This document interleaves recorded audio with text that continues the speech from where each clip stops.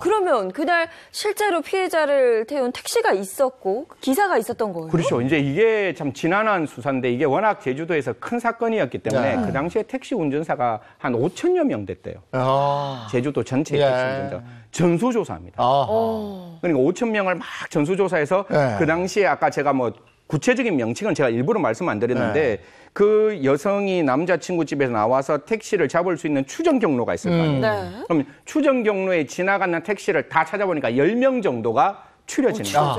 그 10명 중에 이제 한 명을 특정하게 되고 그 한 명의 특징이 지금 대법원에서 무죄 판결을 받은 그 분이 이제 그 사람이 어차피 대법원에서 이제 무죄 판결을 받았으니까 그 사람은 절대로 피고인이 아니잖아요. 그 사람은 대법원에서 범인이 아니라 그랬으니까 그냥 분이라고 제가 말씀을 할게요. 그분이 이제 용의자로 딱 특징이 돼서 이제 수사가 진행되게 되는 거죠. 그러면 그 택시기사가 어떤 점을 수상했으니까 그렇겠죠. 이랬을 거 아닙니까?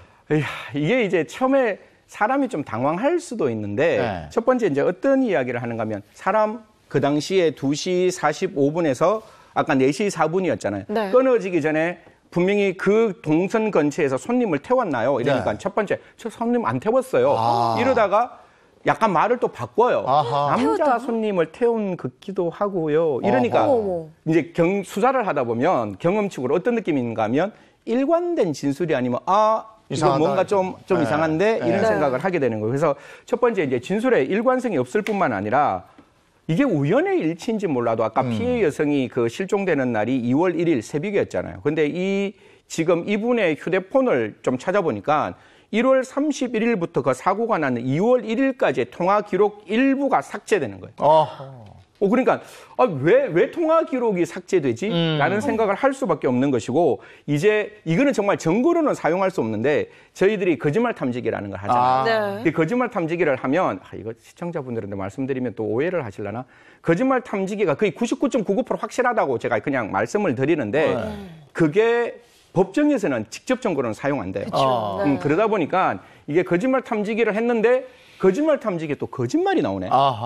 그러니까 진술의 일관성 없죠. 그다음에 근처에서 분명히 그 통화 내역이 삭제되죠. 거짓말 탐지기가 잘못되었다. 거짓말이라고 나오다 보니까 경찰은 조금 더 강력하게 이 분에 대해서 수사를 진행하게 되는 거죠. 지금 이렇게 듣기만 해도 약간 이상한 부분들이 있는데 어떻게 살인 혐의를 벗고 또 풀려나게 된 건가요?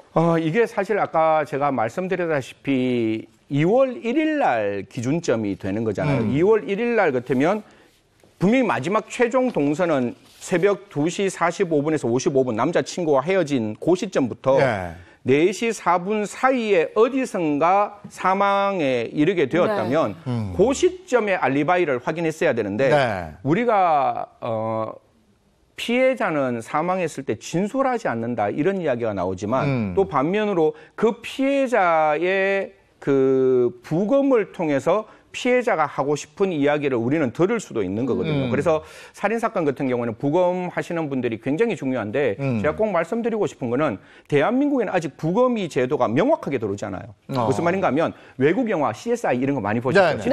그러면 제일 처음에 빵 살인사건 나오면 누가 먼저 가죠? 경찰이 먼저 가는 게 아니라 부검이가 먼저 쫙 가서 그 현장 보전 쫙 하는 거잖아요. 그리고 난 다음에 경찰관이 들어오면 도리지 마세요.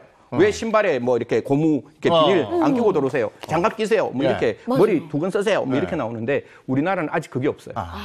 그러다 보니까 부검을 이제 사후에 하게 되는데 부검을 했을 때 한 두 가지가 굉장히 좀 특이한 점이 발견됩니다. 첫 번째, 2월 8일 날 발견된 사체의 부패 정도가 거의 없습니다. 두 번째는 사람이 사망하게 되면 체온이 떨어지게 되는데 2월 8일 날 굉장히 쌀쌀할 때잖아요. 근데 바깥 온도가 어느 정도인가 하면 9도 정도 됐대요.